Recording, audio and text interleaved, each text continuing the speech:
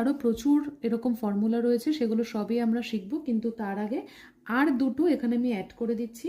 সেটা হচ্ছে A cube plus B কিউবের ফর্মুলা, আর তারপরে আমরা করে ফেলবো হচ্ছে এ কিউব মাইনাস বি কিউবের ফর্মুলা। এর আগে আমরা এ স্কোয়ার প্লাস বি স্কোয়ারের ফর্মুলা জেনে গেছি, এবার আমরা এ কিউব প্লাস বি কিউবের ফর্মুলা জানবো।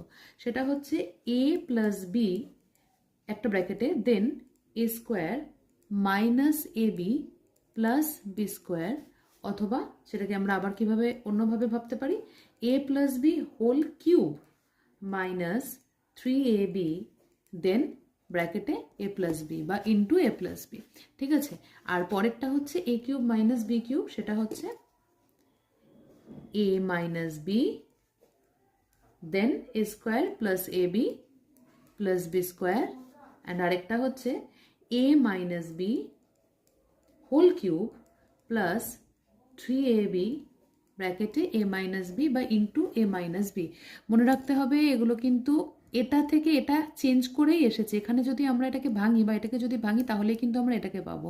আরেকটা কথা, যদি যত সহজে মনে রাখা যায়, এ কিউব প্লাস বি কিউব যেটা আছে, দেখো এ প্লাস বি এখানে হয়ে যাচ্ছে এ মাইনাস বি, বেসিকটা একই থাকছে, তারপরে জাস্ট আমরা প্লাস মাইনাস চেঞ্জ করে দিচ্ছি। সেম প্রসেসে কিন্তু অন্য যে ফর্মুলাটা আমরা ইউজ করবো সেটাও সেভাবে হবে। এখানে এ প্লাস বি হোল কিউব, সেটা এখানে হয়ে যাচ্ছে এ মাইনাস বি হোল কিউব।